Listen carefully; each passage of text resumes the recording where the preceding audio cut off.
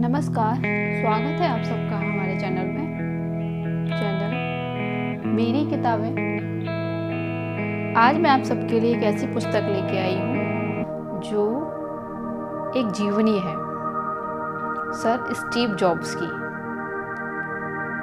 ये पुस्तक उनके संघर्ष की कहानी है कि उन्होंने अपनी लाइफ में कितना संघर्ष किया, तब वो अब जाके सफल हो पाए थे। आज उन्हें कौन नहीं जानता। तो बस ये पुस्तक उन्हीं की जीवनी पर आधारित है। पुस्तक का नाम है मैं स्टीव जॉब्स, मेरा जीवन मेरी जुबानी। लोग कहते हैं कि आप जो कर रहे हैं उसके प्रति आपके मन में अत्यधिक उत्साह होना चाहिए, और यह पूर्ण रूप से सत्य है। और इसका कारण है कि यह इतना कठिन है कि यदि आप में उमंग नहीं तो कोई भी विचारशील व्यक्ति इसे छोड़ देगा। यह वास्तव में बहुत कठिन है और आपको इसे लंबे समय तक करना है। अतः यदि आप इसे पसंद नहीं करते, आप इसे करते हुए आनंदित नहीं होते, तो आप इसे वास्तव में पसंद नहीं करते और आप इसे छोड़ देंगे। और बहुत से लोगों के साथ वास्तव में यही होता है। आप यदि इन लोगों की ओर देखें तो समाज की दृष्टि में सफल हैं, और जो सफल नहीं हैं तो आप प्राय पाएंगे कि वही लोग सफल हैं जिन्हें उन्होंने जो किया वह पसंद था। अतः वे अत्यधिक कठिन समय में भी स्वयं को स्थिर रख सकें, और जो इसे पसंद नहीं करते हैं वे छोड़ गए क्योंकि वे समझदार हैं। ठीक है ना, क्योंकि उस कार्य को सहन करेगा जिसे वह पसंद नहीं करता। अतः इसके लिए अत्यधिक कठोर परिश्रम की, निरंतर उसके विषय में सोचते रहने, चिंतित रहने की आवश्यकता है। और यदि आप अपने द्वारा किए जा रहे कार्य को पसंद नहीं करते हैं तो आप असफल हो जाएंगे। मैं स्टीव जॉब्स, उनके अपने ही शब्दों में। जॉर्ज बेहम ने बिजनेस और लोकप्रिय संस्कृति सहित विभिन्न विषयों पर 30 से अधिक पुस्तकें प्रकाशित की हैं। वे साउथ ईस्ट वर्जीनिया में रहते हैं। वे अमेरिकी सेना के पूर्व फील्ड आर्टिलरी ऑफिसर हैं जिन्होंने national guard of army reserve में सक्रिय ड्यूटी दी। उनकी वेबसाइट www.georgebeham.com है। नीरू पंजाब विश्वविद्यालय चंडीगढ़ से हिंदी साहित्य में MA, MPhil, हिमाचल प्रदेश विश्वविद्यालय शिमला से PhD, अनुवाद एवं पत्रकारिता में डिप्लोमा, 2 पुस्तकों का सह अनुवाद एवं 1 पुस्तक का स्वतंत्र अनुवाद, पत्र पत्रिकाओं में कहानियाँ, उल्लेख एवं अनुदित लेख प्रकाशित, 1 कहानी संग्रह शीघ्र प्रकाशित।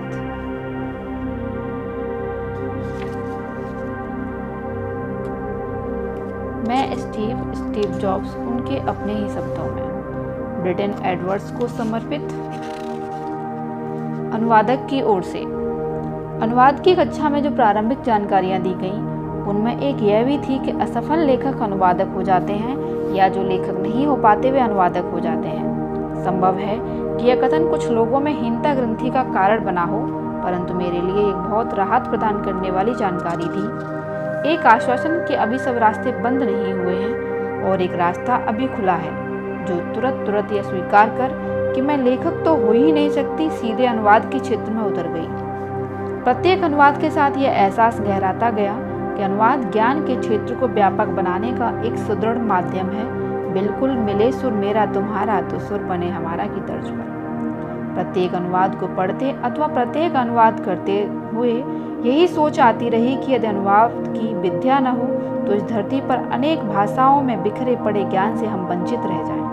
अतः अपने सामर्थ्य की सीमा में अंग्रेजी भाषा में उपलब्ध ज्ञान को हिंदी भाषा भाषियों के अनुवाद के माध्यम से उपलब्ध करवाना मेरा ध्येय बन गया। हिंदी भाषा का रचनात्मक साहित्य तो पर्याप्त समृद्ध है, परंतु ज्ञान के विषयों संबंधी साहित्य का किंचित अभाव ही है। अंग्रेजी भाषा में उपलब्ध ज्ञान साहित्य को पढ़ते हुए मन में सबसे पहला प्रश्न कौनता है कि क्या हिंदी भाषा में यह ज्ञान उपलब्ध है, और बहुतायत इसका उत्तर नहीं में होता है। तब मन में अन्य हिंदी भाषाओं की उस तक पहुंच न होने के कारण एक अपराध भावना जागृत होती है, और अगला प्रश्न होता है कि क्या इसका अनुवाद किया जा सकता है। इस प्रकार मेरे लिए अनुवाद एक चुनौती, एक दायित्व बन गया है। और अनुवादक के साथ ये चुनौती तो सदा रहती ही है कि पाठक को कहीं यह एहसास न हो कि यह अनुवाद है। सो मेरे लिए अनुवाद कर्म एक दोधारी तलवार है। स्टीव जॉब्स की उनके वक्तव्यों पर आधारित इस जीवनी का अनुवाद करने के क्रम में उसे पढ़ते हुए उस व्यक्ति के प्रति श्रद्धान्वित तो होती रही, परंतु साथ ही एक संतोष था, दायित्वपूर्व का भाव ही बना रहा कि जिन पाठकों तक अंग्रेजी भाषा के अवरोध के कारण इस व्यक्तित्व से परिचित होने की संभावना नहीं थी, वे भी उन्हें जान पाएंगे और ऐसी जीवनियाँ प्रेरणास्पद तो रहती ही हैं। मेरा प्रयास सार्थक हो जाएगा यदि हिंदी पाठक वर्ग अनुवादक की उपस्थिति को जाने बिना स्टीव जॉब्स तक पहुंच जाए। अनुवाद को प्रस्तुत रूप में आप तक पहुंचाने में कभी अपनी सहकर्मी रही और अब मित्र सुश्री स्मृति से मिले सहयोग के लिए मैं उनकी आभारी हूँ। पाणी प्रकाशन के प्रति भी आभार व्यक्त करना चाहूँगी कि उन्होंने इस कार्य के माध्यम से मेरे लिए वर्ष 2012 का शुभारंभ करवाया। नीरू, चंडीगढ़, भारत। एप्पल में जॉब्स की विरासत। यदि एप्पल बस एक ऐसा स्थान बन जाता है जहां कंप्यूटर एक बिक्री की वस्तु है, जहां रोमांच समाप्त हो गया और जहां लोग भूल जाते हैं कि कंप्यूटर मनुष्य का सर्वाधिक अविश्वसनीय आविष्कार है, तो मैं समझूंगा कि मैंने एप्पल को खो दिया है। परंतु यदि मैं लाखों मील दूर हूं और वे सब लोग अभी भी उन चीज़ों को महसूस करते हैं, तो मैं समझूंगा कि मेरे जीन्स अभी भी वहाँ हैं। न्यूज़वीक, 29 सितंबर 1985। मैं अगले बड़े अवसर के लिए अपनी आंखें सदा खुली रखता हूँ, परंतु विश्वास जैसा हो गया है, इसको संभव बनाने के लिए अथाह संसाधनों, धन एवं इंजीनियरिंग प्रतिभा दोनों की आवश्यकता होगी। मैं नहीं जानता कि अगला बड़ा अवसर क्या हो सकता है, परंतु मेरी कुछ योजनाएं हैं। स्टीव जॉब्स, फॉर्च्यून, 24 जनवरी 2000। परिचय। स्टीव जॉब्स एवं विजन थिंक। वर्ष 1976 से स्टीव जॉब अपने विचारों को सभी संभव माध्यमों से व्यक्त कर रहे हैं, चाहे वह प्रेस विज्ञप्तियां हों, एप्पल की वेबसाइट पर वक्तव्य हो, एप्पल के नए उत्पादों को बाजार में उतारने के लिए स्वयं जनता के सामने आकर, अथवा प्रिंट एवं इलेक्ट्रॉनिक प्रसार माध्यमों को साक्षात देकर। इससे उनके समर्थक प्रसन्न हैं और आलोचक निराश। परंतु अपने जीवन वृत्त में 2 बार द विजन थिंक का उल्लेख करने वाले जॉब्स के विषय में कोई कुछ भी सोचे, एक बात तो निर्विवाद रूप से सत्य है कि उन्होंने हमें हमारे समय में बिजनेस व्यवसाय की प्रकृति के संबंध में सर्वाधिक स्मरणीय उक्तियां दी हैं। स्टीव जॉब्स का व्यवसाय समुदाय में अनुपम एवं स्मरणीय स्थान था। उन्हें फॉर्च्यून रिव्यू ने विश्व में सर्वश्रेष्ठ सीईओ, हार्वर्ड बिजनेस रिव्यू ने विश्व में सर्वश्रेष्ठ सीईओ और वॉल स्ट्रीट जर्नल ने दस्तक की हस्ती के रूप में चुना था। इनके अतिरिक्त भी उन्हें अनेक सम्मान प्राप्त हुए। 15 अगस्त 2011 को खबर आई कि वाल्टर एरोक्सन द्वारा लिखी गई स्टीव जॉब्स की एकमात्र अधिकृत जीवनी मार्च 2012 के स्थान पर 21 नवंबर 2011 को जारी की जा रही है, जिससे अनेक प्रश्न उठ खड़े हुए। बड़े प्रकाशक पुस्तक जारी करने की तिथि बदलकर 4 माह पहले यूं ही नहीं कर देते। स्पष्ट रूप से कुछ तो हुआ ही था। 9 दिन बाद 24 अगस्त को एक और धमाका हुआ। स्टीव जॉब्स ने घोषणा की कि वे सीईओ का पद छोड़ रहे हैं और उन्होंने एप्पल के बोर्ड से उत्तराधिकारी की योजना को क्रियान्वित करने के लिए कहा। तभी टिमोथी कुक को एप्पल का नियंत्रण सौंपा गया। एप्पल के नए सीईओ द्वारा आईफोन 4S की घोषणा समारोह के लिए आयोजित किए गए पहले मीडिया समारोह के एक दिन बाद 5 अक्टूबर को एप्पल के बोर्ड ने घोषणा की कि 56 वर्ष की उम्र में स्टीव जॉब्स का निधन हो गया है। बोर्ड ने एक वक्तव्य जारी किया।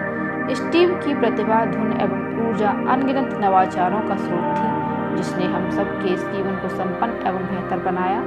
विश्व स्टीव के कारण अवर्णीय स्तर तक बेहतर है। उक्तियां। आईपैड को बाजार में उतारने से पहले की उत्सुकता। हम स्वयं कुछ समय से हालांकि इसका प्रयोग कर रहे थे और कुछ वर्षों से इस पर काम भी कर रहे थे, परंतु फिर भी बाजार में उतारने से 1 सप्ताह पहले, 1 रात पहले आपके पेट में कुछ होता है, जब तक ये लोगों के हाथ में न पहुंच जाए और वे उसके बारे में अपनी राय न दें। आप कुछ नहीं जानते। हमें इसकी भरपूर प्रतिक्रिया मिली। हमारे विचार में यह पूरी तरह से खेल को बदल लेने वाली है। हमारे विचार में अब से कुछ वर्ष बाद जब लोग पीछे मुड़कर देखेंगे तो वे इसी निजी कंप्यूटेशन यंत्रों की दुनिया में एक बड़ी घटना के रूप में पाएंगे। मेरे लिए जो विशेष अथवा बड़ी बात रही है वह यह है कि लोगों को ये कितनी जल्दी मिला है। आपको मालूम है कि मुझे लोगों से हजारों ईमेल प्राप्त हुए हैं, ऐसे लोगों से जिनसे मैंने पहले कभी बात नहीं की, केवल मुझे यह बताने के लिए कि यह वस्तु कैसे उनका जीवन बदल देने वाली है और वे इससे क्या करते हैं। लोग बहुत तेजी से इसे खरीद रहे हैं। iPhone 4.0 सॉफ्टवेयर के लिए एप्पल इवेंट 8 अप्रैल 2010। एप्पल की जान, एप्पल के कर्मी। हम जो भी हैं वह हमारे विचार अथवा हमारे लोग हैं। वही हमें सुबह काम पर जाने के लिए प्रेरित करते हैं। इन्हीं महान प्रतिभावान लोगों के आसपास रहने के लिए मैं सदैव यह सोचता हूँ कि हम जो भी करते हैं भर्ती उसका हृदय और आत्मा है। D5 सम्मेलन ऑल थिंग्स डिजिटल 30 मई 2007। एप्पल का DNA। हम में से अधिकतर सुबह कार्य पर पहुंचने की प्रतीक्षा करते हैं, परंतु ऐसा नहीं है कि एप्पल ने विशाल उपभोक्ता इलेक्ट्रॉनिक कंपनी का स्वरूप ले लिया है। हमारा DNA परिवर्तित नहीं हुआ है, बल्कि विशाल उपभोक्ता इलेक्ट्रॉनिक्स बाजार एप्पल में परिवर्तित हो रहा है। फॉर्च्यून 21 फरवरी 2005। एप्पल का अस्तित्व। यदि एप्पल होता ही न तो इसका अस्तित्व ही न होता तो सोचो, अगले सप्ताह टाइम प्रकाशित न होता, अमेरिका के कोई 70% अखबार कल सुबह न छपते, लगभग 60% बच्चों के पास कंप्यूटर न होता, आधी से ज़्यादा मैक्स पर बनाई जाने वाली वेबसाइट न होती। सो कुछ है जिसे बचाया जाना चाहिए। देखो टाइम 18 अगस्त 1997। ध्यानाकर्षण। और एक बात और, एप्पल के समारोह के अंत में विशेष प्रकार से कहा जाने वाला एक वाक्य, सर्वश्रेष्ठ होना। हम इस क्षेत्र में काम करने वाले हालांकि पहले नहीं होंगे, परंतु हम श्रेष्ठ होंगे। 0S 4.0 आईफोन के लिए एप्पल समारोह 8 अप्रैल 2010। भर्ती से आगे। यह केवल भर्ती नहीं है, भर्ती कर लेने के बाद ऐसा वातावरण तैयार करना होता है जो लोगों को एहसास करवाए कि उनके आसपास उनके सम्मान ही प्रतिभावान लोग हैं और उनका कार्य उनसे बड़ा है। यह एहसास कि कार्य का अथाह प्रभाव होगा और वह एक मजबूत स्पष्ट विजन का एक भाग है। इन सब बातों का एहसास आप अकेले जो कर सकते हैं, भर्ती के लिए प्राय उससे अधिक की आवश्यकता होती है। अतः मैंने पाया है कि सहयोगात्मक भर्ती एवं संस्कृति जो ए लोगों की भर्ती करती है वो अपना सर्वश्रेष्ठ उपाय है। कोई भी उम्मीदवार इस कंपनी के अनेक क्षेत्रों में कम से कम 1 दर्जन लोगों से बात करेगा, केवल उस क्षेत्र में ही नहीं जिसमें वह काम करेगा। इस प्रकार आपके अनेक कर्मचारियों को कंपनी की व्यापक जानकारी होगी और कंपनी की संस्कृति ऐसी है जो वर्तमान कर्मचारियों को अधिकार देती है कि यदि वे बहुत अधिक ऐसा अनुभव करते हैं तो एक उम्मीदवार को अस्वीकार कर सकते हैं। In the company of joints 1997। Branding. हम उत्पादों की विशेषताओं, लाभों, रैम्स और चार्टों को तुलनात्मक सारणियों के साथ विज्ञापन करेंगे। इसकी कोई संभावना नहीं है। एकमात्र संभावना यही है कि हम एहसास के साथ, अनुभूति के साथ संपर्क करेंगे। Return of the little kingdom 2009। बड़े ब्रांड कौन से हैं? Levi's, Coke, Disney, Nike. अधिकतर लोग एप्पल को भी उस श्रेणी में रखेंगे। आप एक ब्रांड तैयार करने पर खरबों डॉलर खर्च कर सकते हैं, फिर भी वह एप्पल जितना अच्छा नहीं होता। फिर भी एप्पल इस अविश्वसनीय संपत्ति के साथ कुछ नहीं कर रहा। आखिर एप्पल है क्या? एप्पल उन लोगों के लिए है जो भिन्न सोचते हैं, लीक से हटकर सोचते हैं। उन लोगों के लिए है जो दुनिया को बदल देने में उनकी सहायता के लिए कंप्यूटर का प्रयोग करना चाहते हैं, जो बदलाव लाने में सहायक चीज़ें तैयार करने के लिए कंप्यूटर का प्रयोग करना चाहते हैं, एक काम को करवाने मात्र के लिए नहीं। टाइम 18 अगस्त 1997। व्यापक आधार वाली शिक्षा। उस समय रीड कॉलेज देश में खुशनसीबी यानी सुलेख के लिए शायद सर्वोच्चम गुरु सिखाता था। मैंने इसे लिखने के लिए खुशनसीबी की कक्षाएं लगाने का निर्णय लिया। यह सुंदर ऐतिहासिक और कलात्मक दृष्टि से बारीकी लिए हुए थी, ऐसी कि जिसे विज्ञान नहीं पढ़ कर सकता। मुझे यह लुभावनी लगी। इसमें से किसी के भी मेरे जीवन में व्यावहारिक प्रयोग की कोई आशा नहीं थी, परंतु 10 वर्ष बाद अब हम जब पहले मैकिंतोश कंप्यूटर का डिजाइन तैयार कर रहे थे तो यह सब मुझे फिर याद आ गया। सत्र प्रारंभ संबोधन स्टैनफोर्ड यूनिवर्सिटी 2 जून 2005। जीवन के व्यापक अनुभवों का महत्व। हमारे उद्योग में अनेक लोगों के पास विविध अनुभव नहीं है, सो उनके पास परस्पर जोड़ने के लिए पर्याप्त बिंदु नहीं है और वे समस्या को व्यापक परिप्रेक्ष्य में देखे बिना उसकी उसका सीधा साधा समाधान देते हैं। व्यक्ति को मानवीय अनुभव की जितनी अधिक व्यापक समझ होगी उतने ही बेहतर हमारे पास डिज़ाइन होंगे। वायर्ड, फरवरी 1996। कंप्यूटर्स। हार्डवेयर में समस्या यह है कि आप ऐसा ही कंप्यूटर नहीं बना सकते जो किसी दूसरे के बनाए कंप्यूटर से दोगुना अच्छा हो। बहुत से लोग इसे बनाना जानते हैं। आप सौभाग्यशाली हैं जो आप पहले कंप्यूटर की तुलना में थोड़ा भी बेहतर बना पाएँ और फिर उसके 6 माह बाद ही हर कोई वैसा ही बनाने लगे। रीलिंग स्टोन, 16 जून 1994। Company focus. हम बाजार का कोई अध्ययन नहीं करते, हम कोई सलाहकार भी नहीं रखते, हम केवल महान उत्पाद बनाना चाहते हैं। CNN मनी फॉर्च्यून, फरवरी 2008। प्रतियोगिता। नेक्स्ट के साथ काम करने के दौरान एक इंटरव्यू में एप्पल से प्रतियोगिता के संबंध में पूछे गए एक प्रश्न का जवाब देते हुए, मैं नहीं जानता कि एप्पल मेरा मालिक है, मैं नहीं सोचता कि वह है, मुझे लगता है कि मैं अपना मालिक हूँ और मुझे अपने कौशल पर जीवन में फिर काम न कर पाना विचित्र लगता है। हम कोई भी प्रौद्योगिकी, कोई भी मालिकाना विचार एप्पल से बाहर नहीं ले जाएंगे। हम यह लिख कर देना चाहते हैं, वैसे भी यह नियम है। यदि वे सोचते हैं कि हम कुछ महान कर रहे हैं तो ऐसा कुछ नहीं है जिससे लगे कि एप्पल हमारे साथ प्रतियोगिता नहीं कर सकता। यह सोचना बहुत कठिन है कि $2 खरब की 4300 कर्मियों वाली कंपनी नीली जीन्स पहने हुए 6 लोगों से प्रतियोगिता नहीं कर सकती। न्यूज़वीक, 30 सितंबर 1985। प्रत्येक के लिए कंप्यूटर। एप्पल का मूल लक्ष्य लोगों के लिए कंप्यूटर बनाना था, कॉरपोरेशंस के लिए नहीं। विश्व को एक और डेल अथवा कॉम्पैक्ट नहीं चाहिए। टाइम, 18 अक्टूबर 1999। औजार के रूप में कंप्यूटर। मेरे लिए कंप्यूटर क्या है? अब तक सबसे अनुपम औजार, यह हमारे मस्तिष्कों के लिए एक बाइसिकल के बराबर है। Memory and imagination, 1990। भ्रामक उत्पाद।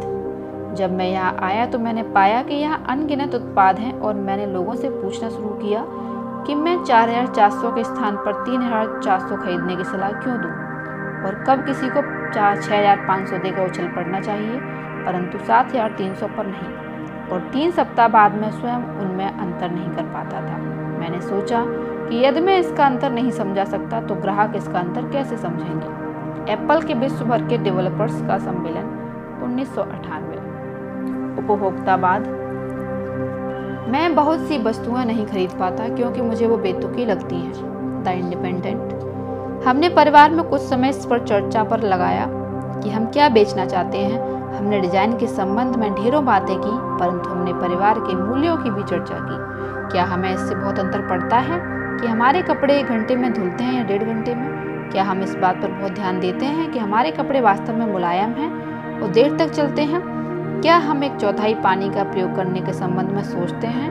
हमने लगभग 2 सप्ताह तक हर रोज रात खाने की मेज पर यह चर्चा की। हम वही पुराने वॉशर ड्रायर की चर्चा पर पहुंच जाते और वह चर्चा उनके डिजाइन के संबंध में होती थी। वायर्ड, फरवरी 1996। उपभोक्ता उत्पाद डिजाइन। पुनः आईपॉड उनके उपभोक्ता उत्पादों के डिजाइन को ध्यान से देखें। उनकी सतहें वास्तव में जटिल हैं। हमने कुछ ऐसा बनाने का प्रयत्न किया जो कहीं अधिक संपूर्ण और साधारण हो। जब आप किसी समस्या का समाधान करने का प्रयास प्रारंभ करते हैं तो शुरू में जो समाधान सोचते हैं वे बहुत जटिल होते हैं और अधिकांश लोग वहीं रुक जाते हैं। परंतु यदि हम प्रयास जारी रखें, समस्या उठते बैठते हमारी सोच में बनी रहे और प्याज की परतें छीलते चलें तो प्राय आप किसी बहुत सुंदर और साधारण समाधानों तक पहुंच जाएंगे। अधिकतर लोग वहां तक पहुंचने के लिए आवश्यक समय अथवा ऊर्जा नहीं लगाते। हमारा विश्वास है कि ग्राहक तेज होते हैं और ऐसी वस्तुएं चाहते हैं जो गहन सोच विचार कर बनी हो। न्यूज़वीक, 16 अक्टूबर 2006। योगदान। मैं पहली बार होने वाली बातों में से एक था कि मुझे एहसास होने लगा कि शायद थॉमस एडिसन ने विश्व को सुधारने के लिए कार्ल मार्क्स और नीम करोली बाबा, हिंदू गुरु दोनों द्वारा किए गए संयुक्त प्रयासों से कहीं अधिक प्रयास किए थे। स्टीव जॉब्स, एप्पल के पीछे प्रतिभावान मस्तिष्क, 2009। सम्मेलन। गत 2 दशकों से एप्पल जहां पहुंचा हुआ है, यह ठीक वह बिंदु है जहां कंप्यूटर प्रौद्योगिकी एवं उपभोक्ता इलेक्ट्रॉनिकी का बाजार आपस में मिलते हैं। अतः ऐसा नहीं है कि हमें कहीं जाने के लिए नदी पार करनी पड़ती है, अपितु नदी का दूसरा छोर हमारी ओर आ रहा है। फॉर्च्यून, 21 फरवरी 2005। नए टूल्स, उपकरण बनाना। हम लोगों के लिए उपकरण बनाते हैं, सृजन के लिए उपकरण, संप्रेषण के लिए उपकरण। हम जिस युग में रह रहे हैं, ये औजार आपको आश्चर्यचकित करते हैं, इसीलिए हम जो करते हैं वह मुझे पसंद है। हम क्योंकि उपकरण बनाते हैं और हम निरंतर आश्चर्यचकित होते रहते हैं कि लोग उनके साथ क्या काम करते हैं। डी सम्मेलन ऑन द थिंग्स डिजिटल 2007। रचनात्मकता एवं प्रौद्योगिकी। मैंने पिक्सर में जो सीखा उनमें से एक है प्रौद्योगिकी उद्योग और कंटेंट उद्योग एक दूसरे को नहीं समझते। सिलिकॉन वैली और अधिकतर प्रौद्योगिकी कंपनियों में मैं दावे से कहता हूं कि प्राय लोग अभी भी रचनात्मक प्रक्रिया को ऐसे देखते हैं कि लगभग 30 वर्ष की आयु के कुछ व्यक्ति एक पुराने सोफे पर बैठे शराब पी रहे हैं और चुटकुलों के विषय में सोच रहे हैं। क्या ऐसा नहीं सोचते? वास्तव में ऐसा ही सोचते हैं। उनके विचार में टेलीविजन भी ऐसे ही बनता है, पिक्चरें भी ऐसी बनती हैं। हॉलीवुड और कंटेंट उद्योग में लोग ऐसा सोचते हैं कि प्रौद्योगिकी एक ऐसी वस्तु है जिसके लिए आप एक चेक काट कर देते हैं और खरीद लेते हैं। वे प्रौद्योगिकी में रचनात्मकता के तत्व को नहीं समझते। ये रात के अंधेरे में गुजरते समुद्री जहाजों के समान है। डी सम्मेलन ऑल द थिंग्स डिजिटल 2003। आस्था। काम तब तक संपन्न नहीं होता जब तक उसे रवाना न कर दिया जाए। फोकलोर ऑर्ग, जनवरी 1983। यात्रा ही पुरस्कार है। फोकलोर ऑर्ग, जनवरी 1983। ऑर्गेनाइजेशन साफ एवं आसानी से समझ आने वाली और बहुत उत्तरदायी है। सब कुछ बहुत साधारण और सहज हो गया। फोकस और सहजता मेरे मंत्र रहे हैं। businessweek.com, 25 मई 1998। इस ऑडियो में अभी तक इतना ही। मिलती हूँ अगली ऑडियो में पुस्तक के अगले अंश के साथ। तब तक धन्यवाद। आपका दिन शुभ हो।